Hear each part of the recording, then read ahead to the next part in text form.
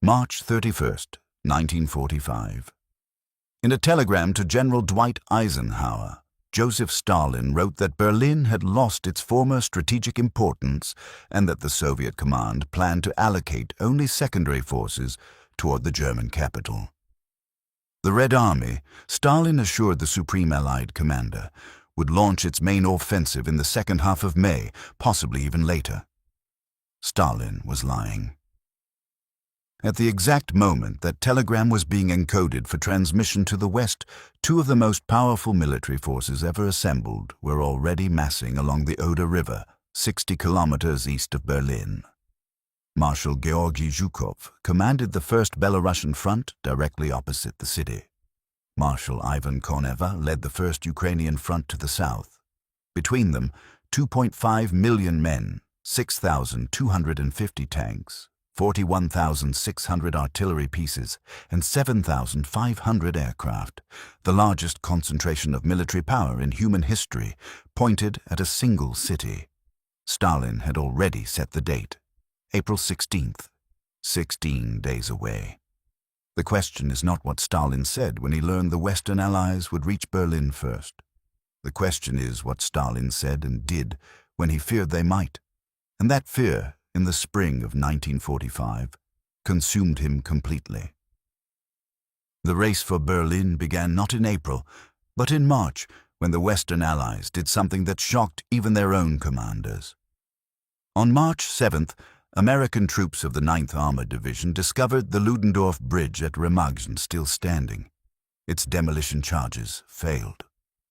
They crossed the Rhine, Germany's last natural defensive barrier, before German engineers could destroy it. Within days, thousands of American soldiers poured across.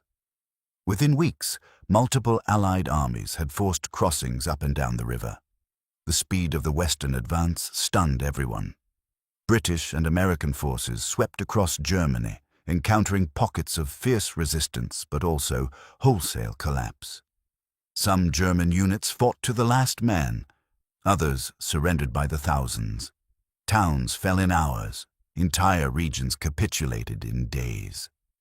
By late March, Western Allied spearheads were racing eastward, sometimes advancing 50 kilometers in a single day.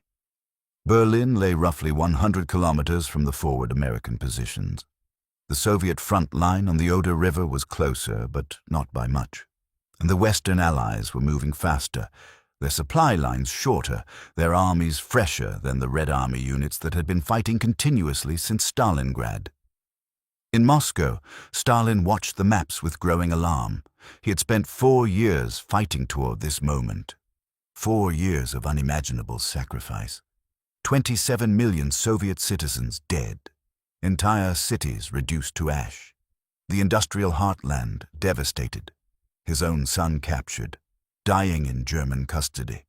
The memory of German armies reaching the outskirts of Moscow in 1941, so close that officers could see the Kremlin spires through their binoculars. The 900-day siege of Leningrad. The million dead at Stalingrad.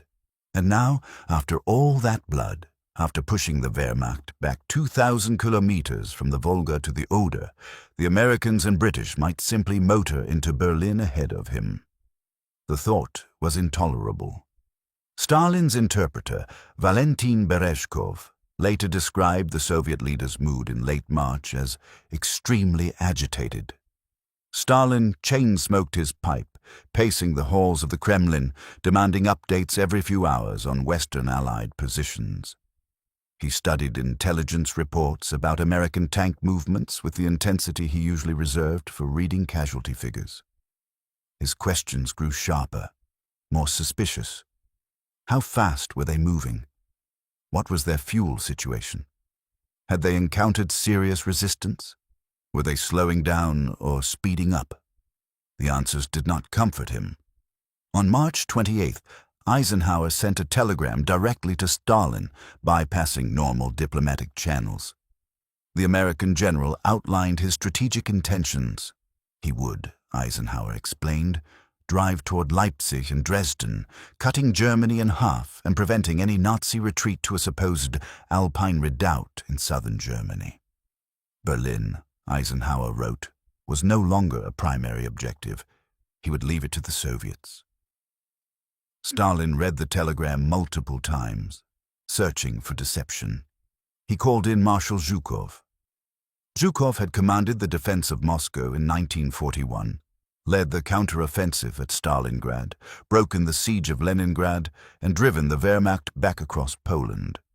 If anyone could read the intentions behind Eisenhower's words, it was Zhukov. "What do you think?" Stalin asked, smoke curling from his pipe. Zhukov, according to his memoirs, chose his words carefully. The American general's message seemed straightforward, he said. Militarily, Eisenhower's plan made sense. The Western Allies had shorter supply lines. They could reach central Germany faster than they could reach Berlin, which lay in a salient, requiring them to advance along a narrow front, vulnerable to counterattack. Stalin listened, his face unreadable. Then he asked the question that revealed his true concern. "But can we trust them?" The room fell silent. Trust. That was the word that mattered. Not military logistics or strategic objectives or operational feasibility. Trust. And Stalin trusted no one. He had signed a non-aggression pact with Hitler in 1939, dividing Poland between them, only to have Hitler invade 2 years later. He had watched the Western Allies delay opening a second front for years while the Soviet Union bled. He had sat through conferences at Tehran and Yalta, smiling and shaking hands with Roosevelt and Churchill while calculating how to secure Soviet dominance in Eastern Europe. He had built his entire career on the principle that everyone was lying, everyone had hidden motives, everyone would betray you if given the chance. Why would Eisenhower be different? Stalin's paranoia had a certain logic to it. He knew that Churchill wanted to reach Berlin first. British intelligence reports, intercepted and decoded by Soviet agents, made that clear. Churchill saw the post-war world taking shape and understood that whoever controlled Berlin would control the symbolism of victory. The British Prime Minister pushed Eisenhower to drive for the German capital, arguing that political considerations outweighed military ones, but Eisenhower refused. The American general thought in terms of casualties and supply lines, not post-war influence. He calculated that taking Berlin would cost tens of thousands of American lives. And for what? The city had no military value. The German government was already fragmenting. The war was won. Why sacrifice American soldiers for a symbolic prize when the Soviets could pay that price instead? Stalin did not believe this reasoning. Could not believe it. In his worldview, no commander would voluntarily surrender such a prize. Therefore, Eisenhower must be deceiving him. The Americans must be planning to race for Berlin while pretending they were not. The telegram was a ruse, designed to lull Soviet forces into complacency while Western tanks rolled toward the German capital. He ordered Zhukov and Konev to accelerate their preparations. The original plan called for the Berlin offensive to begin in late April or early May, after the spring mud dried and supply stockpiles were complete.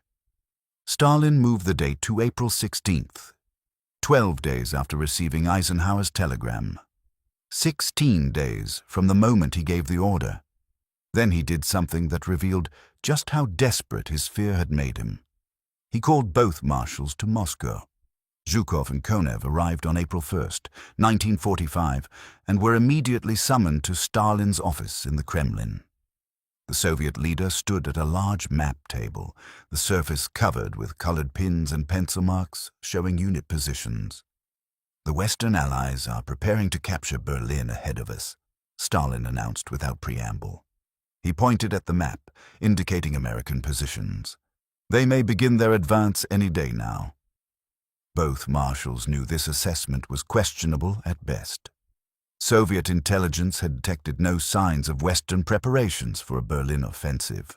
No concentration of forces, no stockpiling of ammunition, no movement of bridging equipment. But neither marshal contradicted Stalin directly. Instead, Zhukov asked how soon the Soviet offensive could begin.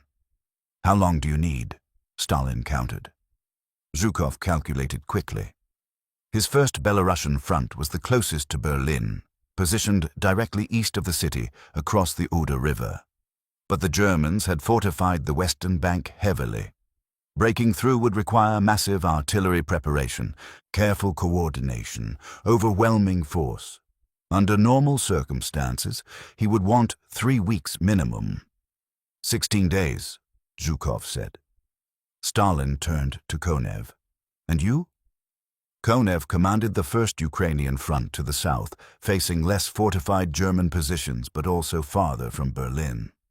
He saw an opportunity. If Zhukov bogged down in frontal assault, Konev might sweep north and reach Berlin first. We can be ready in the same time frame, Konev said.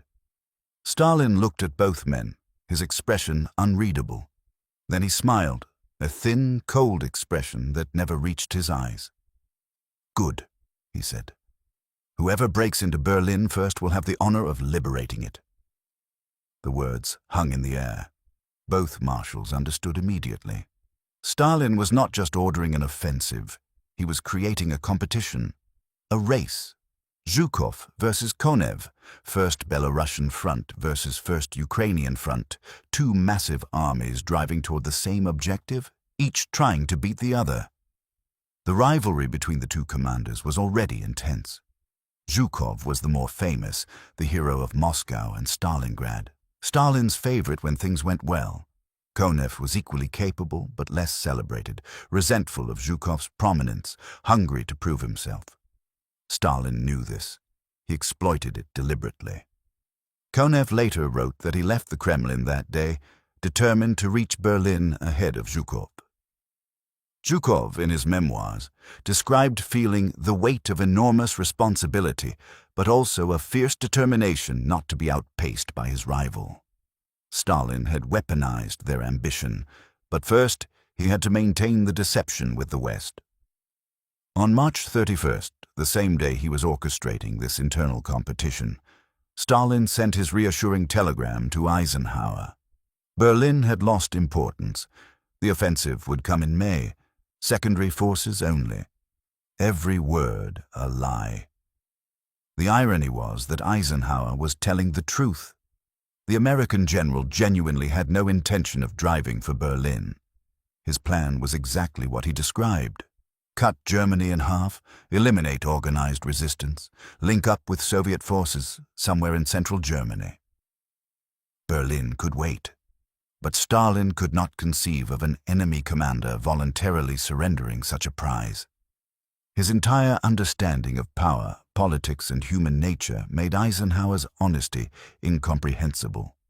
So he assumed deception and responded with deception of his own. The result was a race that only one side knew they were running. Along the Oder River, Soviet forces prepared with frantic intensity. Ammunition stockpiles grew by the hour. Tank units moved into position under cover of darkness. Artillery pieces, thousands of them, were dug into firing positions, pre-sighted on German defensive lines. Bridging equipment was brought forward. Assault boats were distributed. Combat engineers studied aerial photographs of German fortifications, planning routes through minefields. The soldiers knew something. Massive was coming. The scale of preparation made that obvious, but they did not know when, and they did not know they were racing against time. Senior Lieutenant Anatoly Mereshko, serving on Zhukov's staff, later described the atmosphere as electric with tension. Officers worked 18-hour days. Sleep was measured in minutes. Zhukov himself seemed to be everywhere simultaneously, checking preparations, demanding updates, pushing subordinates to move faster. The marshal's normally gruff demeanor became even harsher. He tolerated no delays, no excuses, no complications. Konev drove his forces equally hard. His staff officers joked grimly that the marshal was more afraid of Zhukov reaching Berlin first than he was of the entire German army. They were not entirely wrong. On April 16th, at precisely 3 in the morning, the Soviet offensive began. Zhukov's artillery, massed in concentrations never before seen in warfare, opened fire. 143 searchlights, positioned behind Soviet lines, suddenly blazed to life, their beams aimed at German positions. The intention was to blind and disorient the defenders while illuminating the battlefield for advancing Soviet troops. The effect was apocalyptic. The thunder of artillery could be heard in Berlin, 40 kilometers away. The ground shook continuously. German soldiers in forward positions, those who survived the initial barrage, described it as the end of the world. Some went mad. Others simply froze, unable to process the scale of destruction being unleashed. But the offensive did not go as planned. German forces on the Silo Heights, the elevated ground west of the Oder, had prepared their defenses with typical German thoroughness.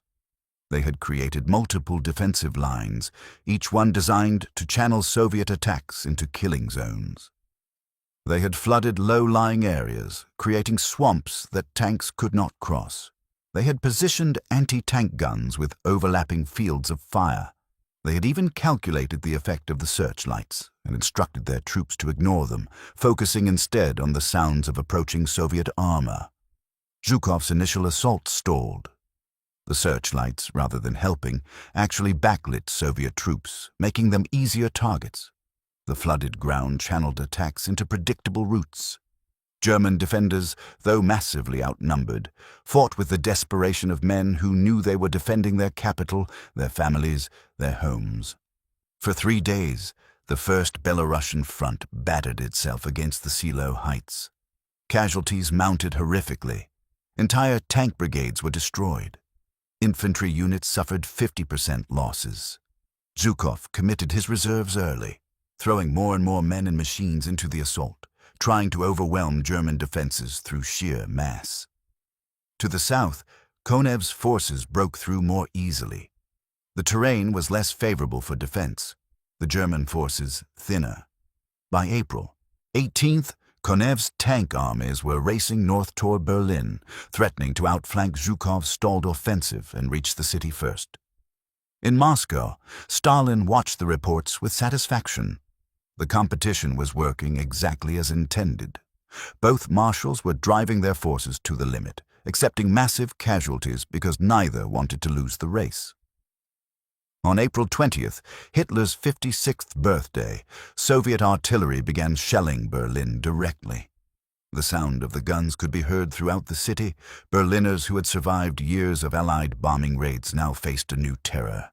The Red Army was coming. Zhukov's forces finally broke through the Silo Heights on April 19th. The cost was staggering. Soviet casualties for the first 4 days of the offensive exceeded 30,000 killed and 90,000 wounded. Tank losses were in the thousands. But the breakthrough was complete. German defensive lines collapsed. Soviet armor poured through the gaps, racing toward Berlin. Konev, seeing Zhukov's breakthrough, drove his forces even harder. His tank commanders reported fuel shortages. Konev ordered them to keep moving anyway, promising fuel would catch up. His infantry reported exhaustion.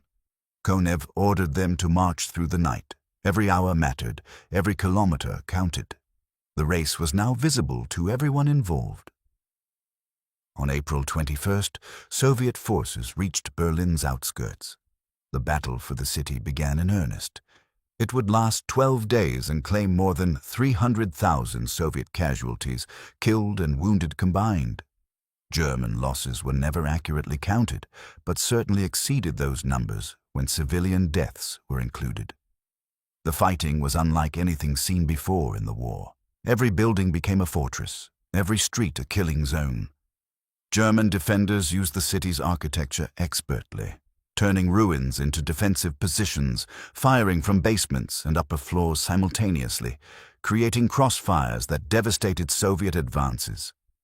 Soviet forces responded with overwhelming firepower, using artillery and tanks at point-blank range, reducing entire blocks to rubble to eliminate single machine gun positions. Private Vasily Grossman, serving as a war correspondent with the advancing Soviet forces, wrote in his notebook, "The city is burning. The smoke is so thick you cannot see the sun. Everywhere, the smell of corpses and cordite. German civilians emerge from cellars with white flags, their faces gray with shock. Our soldiers show them no mercy. 4 years of war have burned away all pity. Stalin received hourly updates on the battle's progress. Which units had reached which streets, which bridges were captured, which districts were cleared. He paid particular attention to the race between Zhukov and Konev, asking repeatedly who was closer to the Reichstag, the symbolic heart of Nazi power. On April the 25th, American and Soviet forces met at Torgau on the Elbe River, 100 kilometers southwest of Berlin. The meeting was friendly, almost festive. American and Soviet soldiers shook hands, exchanged gifts, posed for photographs. They had come from opposite ends of Europe and met in the middle, cutting Germany in half. But Berlin still fought. The Western Allies were not coming. Eisenhower's telegram had been truthful. American and British forces held their positions along the Elbe, consolidating gains, accepting surrenders from German units fleeing westward to escape Soviet capture. They made no move toward Berlin. Stalin's fear had been groundless. The race he had created, the competition he had orchestrated, the massive casualties his forces suffered in the rushed offensive, all of it had been unnecessary. But Stalin would never admit this, perhaps not even to himself. On April 30th, Soviet forces stormed the Reichstag. Sergeant Mikhail Yegorov and Junior Sergeant Meleton Kantaria carried a Soviet banner to the building's roof and raised it over the ruins. The photograph of that moment, taken slightly later and carefully staged, became one of the most iconic images of the war. 2 days later, on May 2nd, the Berlin garrison surrendered. General Helmuth Weidling, the city's defender, signed the capitulation. The battle was over. The Red Army had taken Berlin. Stalin had won his race against an opponent who was not running. The cost was almost incomprehensible. Soviet forces suffered approximately 80,000 killed and 275,000 wounded in the Berlin operation. German military and civilian deaths combined exceeded those numbers significantly. The city itself was devastated beyond recognition. Roughly 1.5 million Soviet artillery shells had been fired during the battle. Entire neighborhoods ceased to exist. The civilian population, those who survived, faced mass rape and violence from Soviet soldiers seeking revenge for German atrocities in the Soviet Union. Grossman, walking through the conquered city, wrote, "The women tell terrible stories. They do not look at our soldiers. The children are silent, watching everything with enormous eyes. I feel ashamed, but I do not know what to do about it." In Moscow, Stalin received the news of Berlin's fall with quiet satisfaction. He had achieved what he set out to achieve. The Soviet flag flew over the Reichstag. The Red Army had captured Hitler's capital. The symbolic victory was complete. But what did Stalin actually say when he learned the Western Allies would reach Berlin first? He said nothing because it never happened. What Stalin said and did when he feared they might reveal far more about the man and the system he built. He lied to his allies. He created a competition between his own commanders that cost tens of thousands of lives. He rushed an offensive that could have been conducted more carefully, with fewer casualties, because he could not conceive of an enemy telling the truth. His worldview, shaped by decades of paranoia and political violence, made cooperation impossible and trust incomprehensible. He assumed everyone operated as he did, through deception, manipulation, and ruthless pursuit of advantage. When confronted with an enemy commander who simply told him the truth, Stalin's response was to disbelieve it and act on his suspicions. The tragedy is that Stalin was wrong. Eisenhower was not deceiving him. The Western Allies were not racing for Berlin. Churchill wanted to, but the American general refused, and American forces dominated the Western Allied command structure. The race existed only in Stalin's imagination, created by his inability to trust anyone, even when they were being honest. But Stalin's imaginary race had real consequences. Real soldiers died because of it. Real families were destroyed. A real city was devastated. The human cost of Stalin's paranoia was measured in hundreds of thousands of casualties and immeasurable suffering. Zhukov, in his memoirs published years later, reflected on the Berlin operation with mixed feelings. Pride in the victory, certainly. The Red Army had accomplished something extraordinary, but also questions about whether it had been necessary to move so fast, to accept such high casualties, to rush the offensive when a more deliberate approach might have achieved the same result with less bloodshed. He never directly criticized Stalin's decision. That would have been dangerous, even years after Stalin's death. But the questions were there, implicit in his account. Konev never expressed such doubts publicly. He had reached Berlin, though not first. He had competed as ordered. He had driven his forces to the limit. In the Soviet system, that was what mattered. Questions about whether the race should have happened at all were not asked. The soldiers who fought in Berlin, those who survived, carried different memories. Some felt pride in the victory, satisfaction in avenging the suffering Germany had inflicted on the Soviet Union. Others felt only exhaustion and a desire to forget. Still others felt shame at what had been done to German civilians, though they rarely spoke of it. Private Ivan Konev, no relation to the Marshal, later told an interviewer, "We were told we were liberating Berlin, but when I look back I do not know what we liberated it from or what we liberated it for. We destroyed it. That is what we did. We destroyed it completely." In the decades after the war, the Soviet Union celebrated the capture of Berlin as the culminating achievement of the Great Patriotic War.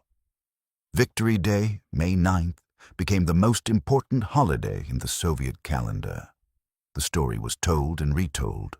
The heroic Red Army, having defeated the Nazi invaders, marched to Berlin and raised the Soviet flag over the Reichstag, achieving final victory.